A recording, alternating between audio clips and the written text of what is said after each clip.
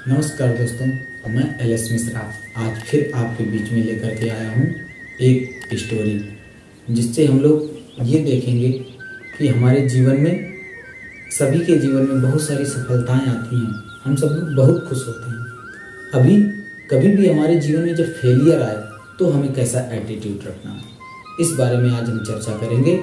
मैं आज आपको एक ऐसी स्टोरी सुनाने जा रहा हूँ जिससे आप लोग अपने जीवन को रिलेट करके देखेंगे तो आपको उससे अपने जीवन की स्टोरी बहुत मैच करेगी। मैं आपको एक स्टोरी सुनाने जा रहा हूँ, दो पत्तों की कहानी। शायद आपने सुनी भी हो, लेकिन फिर भी मैं कोशिश करूँगा इससे। बहुत समय पहले की बात है। गंगा नदी के किनारे एक पीपल का पेड़ था। पहाड़ों से उतरती गंगा पूरे वेग से बह रही थी। अचानक पेड़ से दो पत्ते टूट करके नदी में आकर गिरे। एक पत्ता आड़ा गिरा और दूसरा पत्ता सीधा गिरा। जो आड़ा गिर गया कहने लगा, आज चाहे जो हो जाए मैं इस नदी को रोक कर ही दम लूंगा, चाहे मेरी जान ही क्यों न चली जाए, मैं इसे आगे बढ़ने नहीं दूंगा। वह जोर जोर चिल्लाने लगा, रुक जा गंगा, रुक जा, अब तू और आगे नहीं बढ़ सकती, मैं तुझे यहीं रोक दूंगा। और ऐसा विचार करके वह अपने आप को नदी से संघर्ष करता हुआ सा महसूस करने लगा। पर नदी तो बढ़ती ही जा रही थी। उसे तो पता भी नहीं था कि कोई पत्ता उसे रोकने की कोशिश कर रहा है। पर पत्ते की तो जान पर बनाई थी। वह लगातार संघर्ष कर रहा था। नहीं जानता था कि बिना लड़े भी वह वहीं पहुंचेगा जहां पर लड़कर, थक कर, हार कर पहुंचेगा। पर अब और तब के बीच का जो समय उसकी पीड़ा का था, उसके संताप का काल बन गया। उस रास्ते का सफर उसके लिए बहुत पीड़ादायक हो गया। वहीं दूसरा पत्ता जो सीधा गिरा था, वह तो नदी के प्रवाह के साथ बड़े ही मजे से बहता चला जा रहा था और क्या कह रहा था, चल गंगा, आज मैं तुझे तेरे गंतव्य तक पहुंचा करके ही दम लूंगा, चाहे जो हो जाए मैं तेरे मार्ग में कोई अवरोध नहीं आने दूंगा, तुझे सागर तक पहुंचा कर ही दम लूंगा। नदी को इस पत्ते के बारे में भी कुछ पता नहीं था। वह तो अपनी ही धुन में सागर की ओर बढ़ती चली जा रही थी, बल खाती, इठलाती। और दूसरा पत्ता जो था वह आनंदित है। वह तो यही समझ रहा है कि वह नदी को अपने साथ बहाए ले जा रहा है। आड़े पत्ते की तरह सीधा पत्ता भी नहीं जानता था कि चाहे वो नदी का साथ दे या ना दे, नदी तो वहीं पहुंचेगी जहां उसे पहुंचना है। अब और तब के बीच का जो समय था वह उसके सुख का, आनंद का काल बन गया। जो पत्ता नदी से लड़ रहा था, उसे रोक रहा था, उसकी जीत का कोई उपाय संभव नहीं था। और जो पत्ता नदी को बहाए जा रहा था, उसकी हार का कोई उपाय संभव नहीं है। अब इन दोनों पत्तों की कहानी से हम क्या सीखते हैं? इन दोनों पत्तों की स्टोरी से हम ये सीखते हैं कि व्यक्ति भगवान की इच्छा के अतिरिक्त कुछ नहीं कर पाता, लेकिन लड़ सकता है, क्योंकि अपनी एक फ्रीडम है। हम लोग सोचते हैं कि हम स्वतंत्र हैं, अपनी स्वतंत्रता और लड़कर अपने को चिंतित कर सकते हैं। हम ये समझ सकते हैं हम स्वतंत्र हैं, और यही स्वतंत्रता, यही फ्रीडम हमको चिंता में डाल सकती है। इस फ्रीडम का प्रयोग आप सर्वशक्तिमान की इच्छा से लड़ने में कर सकते हैं। तब आप उस आड़े पत्ते की तरह जीवन जी रहे होते हैं, दुख और संताप को बर्दाश्त कर रहे होते हैं, इसके अलावा कुछ नहीं होगा। या फिर आप उस फ्रीडम को ईश्वर के प्रति समर्पण बना सकते हैं। जब आप समर्पण बना लेते हैं तो आप उस सीधे पत्ते की तरह आनंद से भाव विभोर हो जाते हैं और भाव विह्वल होकर के अपने जीवन का आनंद दूसरी तरीके से ले सकते हैं। अभी हमने ये दो पत्तों की जो स्टोरी आप लोगों के बीच में रखी, इसके माध्यम से मैं आपके बीच तक एक संदेश देना चाहता था। कभी भी जब भी हमारे जीवन में अच्छे पल आते हैं तब तो हम सभी लोग बहुत खुश हो जाते हैं, लेकिन कभी भी जब हमारे जीवन में ऐसे प्रसंग बनेंगे, कैसे, जो हमारे अनुकूल नहीं होंगे, हमारे प्रतिकूल होंगे, हम सभी लोग कोई कम कर्म करते हैं तो उसके लिए कोई ना कोई फल चाहते हैं और वह फल हमारा अपना सोचा हुआ होता है। इसके बारे में मैं आपको कुछ छोटी छोटी एक दो छोटी स्टोरियां सुनाऊंगा जिससे आपको ये बात अच्छे से क्लियर हो जाए। आप सभी लोगों ने थॉमस एडिसन का नाम सुना होगा। उनकी छोटी सी प्रचलित स्टोरी है। थॉमस एडिसन अपने घर में बैठे थे, बहुत बड़ी उनकी फैक्ट्री थी, ए बिग एम्पायर, और अचानक से उनकी कंपनी से उनके सीईओ का फोन आता है कि सर कंपनी में आग लग गई है। वह अपने छोटे बच्चे को लेकर के कंपनी पहुंचते हैं और जाकर के देखते हैं, जब तक पहुंचते पूरी कंपनी जल गई थी, सब कुछ राख हो गया था। उन्होंने कोई प्रतिक्रिया नहीं की। अपने बच्चे से कहा अपनी मॉम को फोन लगा करके बता दो कि कंपनी जल गई है। उस बच्चे ने अपनी मॉम को फोन किया, मॉम जल्दी आई, कंपनी जल गई है। और उसकी मॉम दौड़ के जैसे आई, कंपनी के बाहर आकर के खड़ी होकर के देखती हैं, क्योंकि बच्चे का फोन था तो मॉम ने सोचा कि थोड़ा बहुत कहीं आग लग गई होगी, कुछ डॉक्यूमेंट्स जल गए होंगे। और आई, आकर जैसे उन्होंने देखा पूरी कंपनी राख का ढेर बनी पड़ी है, तुरंत ही बेहोश होकर के गिर जाती हैं। अभी वही थॉमस एडिसन जो थे जिनकी मैं बात कर रहा था, उन्होंने जो फैक्ट्री को जला हुआ देखा तो उन्होंने अपना अभिगम बदल दिया और उन्होंने कहा ये जो जल गई ये मेरी गलतियां थी, हम लोग फिर से एक नई शुरुआत करेंगे। दिमाग को बदलना समय और स्थिति के अनुसार जिसने भी सीख लिया, यही इन दोनों आड़े और सीधे पत्तों की तरह। तो इस कहानी से मैं एक और छोटी सी स्टोरी, जीवन में जब कभी सफलता आती है तब तो हम खुश होते हैं, लेकिन जब कभी जीवन में विफलता आती है आप उसे अपने जीवन में कैसे स्वीकार करते हैं, ये हमारे जीवन में विशेष महत्व रखता है। आप सभी लोगों ने प्रमुख स्वामी महाराज जी का नाम सुना होगा। उनका एक संकल्प था, उन्होंने एक एरिया में एक जमीन खरीदी जहां पर उन्हें एक भव्य मंदिर का निर्माण करना था और वहां पर कुछ प्राइवेसी होती है, वहां पर एक सिग्नेचर कैंपेन होता है, उस आसपास के लोगों से परामर्श लिया जाता है कि हम यहाँ पर ये प्रोजेक्ट डालने जा रहे हैं। तो आसपास के लोगों ने विचार किया कि लोग मंदिर बनाएंगे, यहाँ पर बहुत सारा घंटा बजाएंगे, रात में मंदिर में शंख बजाएंगे, हम लोगों को 12 बजे रात तक बजाएंगे और हमारी नींद खराब होगी। तो पूरे एरिया के लोगों ने सिग्नेचर किया और कोर्ट केस कर दिया।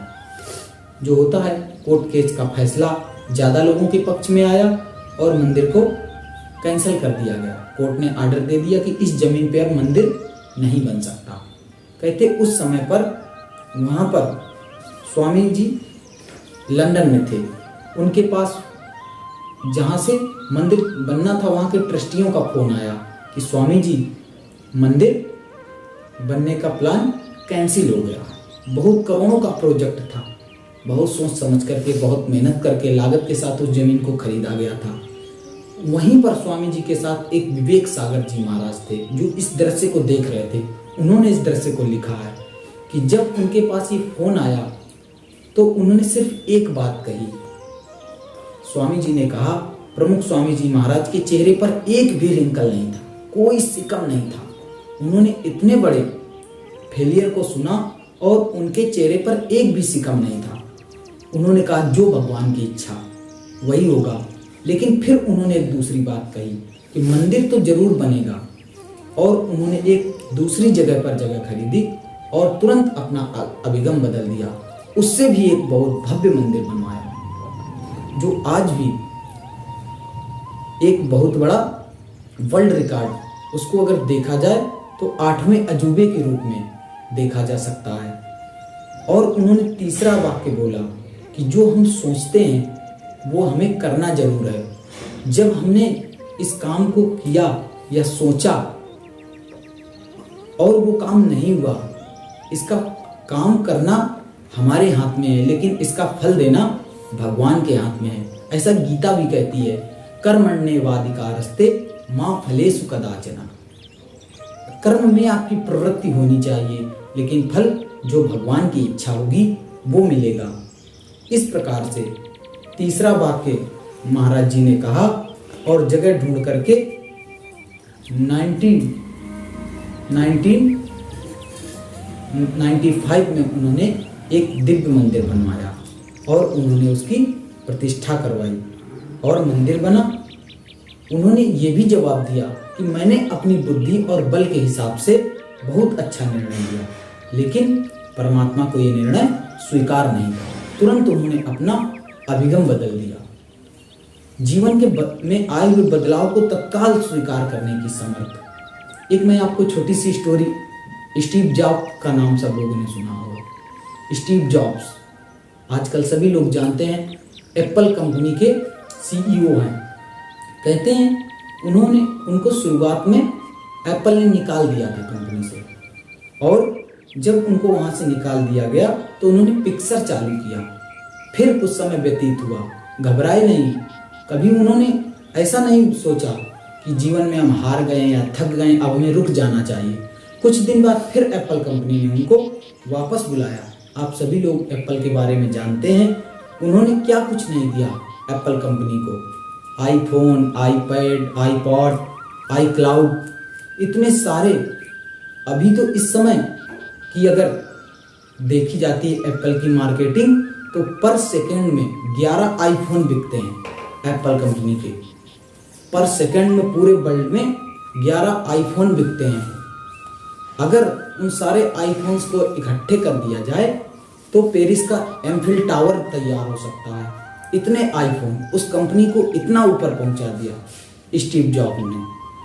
उनके बचपन के मित्रों ने उनकी ये स्टोरी लिखी है, उनका ये जीवन चरित्र उनके बचपन के मित्र एरिक्सन और निक बिल्टन ने बताया है।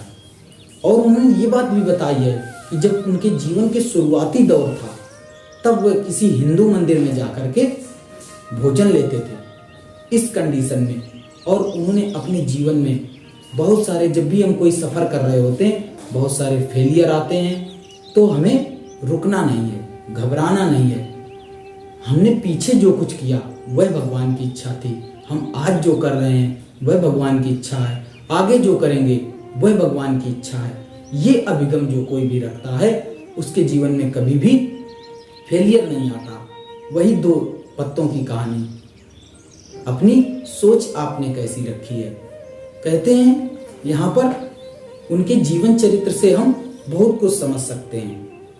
कभी भी ऐसी विपरीत अगर परिस्थिति आ जाए तो हमें स्थिर रहना है और भगवान में दृढ़ श्रद्धा रखनी है, अपने पुरुषार्थ को करते रहना है, कभी रुकना नहीं है मुझे, और अपने आप को इस परिस्थिति से बाहर निकालने की कोशिश करनी है। तो जिन्हें भगवान पर श्रद्धा है उन्हें ये बात हमेशा ध्यान रखनी होगी कि जो मेरे जीवन में अभी तक बना था, अभी बन रहा है और आगे बनेगा, इस सब के कर्म का अधिकारी मैं हूं, लेकिन इसके फल का अधिकार भगवान को है। अब हमारे जीवन में चिंता कहाँ से स्टार्ट होती है? जब हम कोई छोटा सा काम करते हैं और उसकी फल को हम दृष्टि में रख लेते हैं कि हमने ये काम किया और हमें अब इसका ये परिणाम मिलना चाहिए, तो हमारे जीवन में हमेशा चिंता आती है।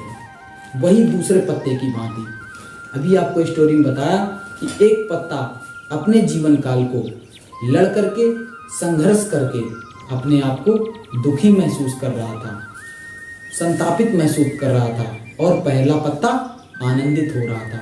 उसके जीवन का सफर आनंदमय था और दूसरे के जीवन का सफर दुखमय था। जीवन में आपने कितनी सिद्धियां हासिल की हैं, ये सफलता का मापदंड नहीं हो सकता। सफलता का मापदंड तो तब है जब आपके जीवन में कभी फेलियर आया है, आप असफल हुए हैं, और फिर आप कैसे स्थिर रहे हैं, उस समय आपने अपने आप को कैसे संभाला है। जिस किसी ने भी उस स्थिति से संभाल करके अपने आप को बाहर निकाला है, उन्हीं का जीवन चरित्र महान हुआ है। अभी हम बहुत सारे लोगों की बात करते हैं, अभी हमें यहाँ पर ये समझना होगा भगवान में श्रद्धा की बात हम क्यों करते हैं। भगवान में श्रद्धा की बात हम इसलिए करते हैं, आपको नरेंद्र मोदी, आदित्यनाथ योगी, स्टीव जॉब्स और निक बिल्टन कुमार मंगलम, जेके, तमाम सारे स्टोरियाँ आपको न्यूज़पेपर दे देंगी, आपको टीवी दे देगी, आपको मोबाइल दे देगी। लेकिन कभी भी अगर हम अपने घर में अपने बच्चों के साथ हों तो श्रवण कुमार की स्टोरी, ध्रुव की स्टोरी, प्रहलाद की स्टोरी, ये कभी हमें न्यूज़पेपर और मोबाइल देंगे लेकिन सर्च करने पे देंगे। लेकिन ये ऐसी चीज़ें हैं जिनके लिए ललक होनी चाहिए, तब मिलेगी। तो जब भी हम अपने परिवार में बैठें तो अपने बच्चों के साथ इनकी स्टोरी, जब इनके जीवन में हम श्रवण कुमार की, ध्रुव की, प्रहलाद की, ऐसे नारद जी की, ये सारी स्टोरियां जब हम सुनाएंगे बच्चों को तो उनके माइंड में और उनके दिमाग में ये सेटअप तैयार होगा। तब वो कहीं जाकर के ये बात समझ पाएंगे कि हमें विपरीत स्थिति में भी अपने आप को कैसे संभालना है। ये जो हमारा आध्यात्मिक जगत है, इसमें वो शक्ति है जहाँ से हम फेलियर आने पर भी अपने आप को खड़ा रखने में के सामर्थ्य को हासिल करते हैं। जब कभी भी हर किसी के जीवन में फेलियर भी आता है और सफलताएं भी मिलती हैं। भगवान ने तो गीता में कहा सुखे दुखे समम कृत्वा, लेकिन ये बात मुझे ऐसे समझ में नहीं आती है। छोटी सी बात उन्होंने कही है और इसको हम इस तरीके से जब देखते हैं, अभी कुछ दिन पहले आपने एक टीवी पर और व्हाट्सएप पर बहुत क्लिप चली थी, उसके बारे में देखा और सुना होगा। वहाँ पर क्या था, कहते हैं यूनिवर्सिटी ऑफ फिलाडेल्फिया पर 2 प्रोफेसर थे इस यूनिवर्सिटी में, और उन्होंने, उनका मैं आपको नाम भी बता देता हूँ, H.G. कोइंग और प्रोफेसर एंड्री न्यूबर। इन दोनों प्रोफेसर्स ने एक रिसर्च की, 4000 लोगों को एकत्रित किया और 1000 के 4 ग्रुप बनाए, और उन चारों की एज का भी फैक्टर अलग था। एक एज था जिसमें 1005 से लेकर 12 साल तक के बच्चे थे, दूसरे में 12 से लेकर के 18-20 साल तक के युवा थे, तीसरे में 20 साल से लेकर के 50 साल तक के, और चौथे में वृद्ध लोग थे जो 50-60 के ऊपर। ऐसे 4 1000 के ग्रुप बनाए और उनसे उनको बना करके ग्रुप को एक जगह उनको एक काम दिया कि आप सभी लोगों को 12-12 मिनट डेली भगवान के नाम का स्मरण करना है, भगवान में श्रद्धा करनी है, भगवान में विश्वास करना है। और जब वो ग्रुप चालू किया तो उसके पहले उन्होंने MRI करवाया, उन लोगों का माइंड मैपिंग करवाई, और ऐसे ही नहीं, बहुत ही साइंटिफिकली, साइकोलॉजिकली इस तरीके से उनके पूरे शरीर के बॉडी के चेकअप करवाए विशेष प्रकार के सॉफ्टवेयर के द्वारा, ऐसे नॉर्मल रिपोर्ट, मेडिकली रिपोर्ट के द्वारा नहीं। और फिर उन्होंने लगातार 1 महीने उन पर काम किया और 1 महीने बाद ऐसे पेपर प्रस्तुत किए जिसे देखकर आप आश्चर्यचकित हो जाएंगे। उसमें जो 12 साल तक के बच्चे थे उनकी स्मरण शक्ति में बहुत तेजी से सुधार हुआ, भगवान में विश्वास रखने से, भगवान में श्रद्धा करने से। और जो 12 से 18 उन लोगों को देखा गया, उनका कॉन्फिडेंस लेवल बढ़ा। इस एज में कॉन्फिडेंस की सबसे ज़्यादा ज़रूरत होती है, और उनके कॉन्फिडेंस में बहुत सुधार आया भगवान के नाम का स्मरण करने से। और जो 20 से 50 साल के लोग थे उनके अंदर की जब मैपिंग की गई तो उनके अंदर देखा गया, उनके काम करने के बाद जब वो थकान महसूस करते थे वह उनके जीवन से चली गई और उत्साहित जीवन जीने लगे। वो काम करके जब आ रहे हैं तो मुंह बुझा सा नहीं है उनका, प्रफुल्लित हैं, आनंदित हैं। एक कोई ना कोई ऐसा जोश है उनके अंदर जो उन्हें काम करने के लिए प्रोत्साहित कर रहा है और आगे बढ़ने के लिए उनका मन मचल रहा है। इस तरीके के विचार और थॉट। और जो बूढ़े लोग थे उनकी इम्यूनिटी पावर, विल पावर, रोगों से लड़ने की क्षमता बढ़ी। तो इस प्रकार से जब हम भगवान में श्रद्धा करते हैं, और ये सारी बातें हमें कहाँ से मिलती हैं?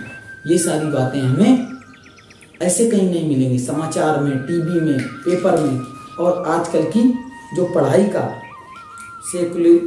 सेकुलरिज्म है इसमें तो बिल्कुल नहीं। यहाँ पर ध्रुव, प्रहलाद, गणेश, हनुमान, इनके चरित्र तो पढ़ाए ही नहीं जाएंगे। महाराणा प्रताप की स्टोरियां ये आपको कभी नहीं पढ़ाई जाएंगी, जितने भी महापुरुष हुए हैं, क्योंकि यहाँ पर इनकी सामाजिक व्यवस्था बिगड़ जाएगी। तो ये बात आपको बतानी होगी अपने घर में अपने बच्चों के साथ बैठ करके। ये बातें इनको आपको शेयर करनी होंगी। रामायण की, महाभारत की कथाएं, श्रवण कुमार की कथाएं, ये सारी बातें जब आप इनके साथ बैठ करके करेंगे तो इनका ये माइंड डेवलप होगा कि जब भी कभी फेलियर आए, कभी राम जी को जब घर में खेल रहे थे, हंस रहे थे, सुबह पिताजी से मिलने गए, उनका राज्याभिषेक होना था, उस समय वो प्रसन्न थे। और जिस समय उनको 14 वर्ष का वनवास दे दिया गया, तब भी उनके चेहरे पर एक भी रिंकल नहीं आया। ये सफलता। तो यहाँ पर इस तरीके से हम जब अपने बच्चों को, अब ऐसा कैसे कर पाएंगे? अब इस भाग दौड़ भरी जिंदगी में जब हम भी कभी शाम को समय मिले, अपने घर में बैठ करके, सभी लोग अपने घर में बैठ करके अपने बच्चों के साथ, हमारे घरों में पहले ऐसा एक सेशन रखा जाता था, शाम को 10 मिनट, 15 मिनट, 20 मिनट घर के बड़े लोग बैठ करके कुछ ऐसी कथा, कहानियां, स्टोरियां बताते थे। बच्चे उसको बैठ करके, उसको हम घर सभा से संबोधित कर सकते हैं। हर घरों में ऐसा होता था, बड़े वृद्ध पिता माता सब बैठते थे और घर के छोटे सब बैठ के लाइन लगा करके सुनते थे। अभी वो सिस्टम खत्म हो गया, इसलिए वो सिस्टम हमें इनके अंदर डालना होगा। आजकल हम देखते हैं जब भी कोई फेलियर आता है, नौजवान युवक, बहुत सारी घटनाएं पेपर में छपती हैं, आप लोग देखते हैं, किसी ने कुछ कर लिया, किसी ने कुछ आत्महत्या करने का प्रयास कर रहा, कोई अपने आप से भागने का प्रयास कर रहा। इस प्रकार के प्रयास फेलियर आने पर लोग करते हैं, तो उनके अंदर ये उत्साह नहीं कि अभी हमें जीवन की शुरुआत फिर दोबारा करनी है।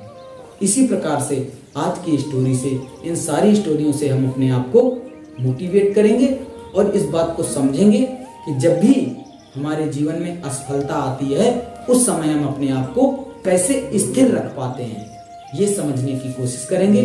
आज के लिए इतना ही दोस्तों। अगर आपको ये टॉपिक पसंद आया है तो वीडियो को लाइक और कमेंट शेयर जरूर कीजिएगा। नमस्कार दोस्तों, साथ साथ चैनल को सब्सक्राइब करना भी ना भूलें।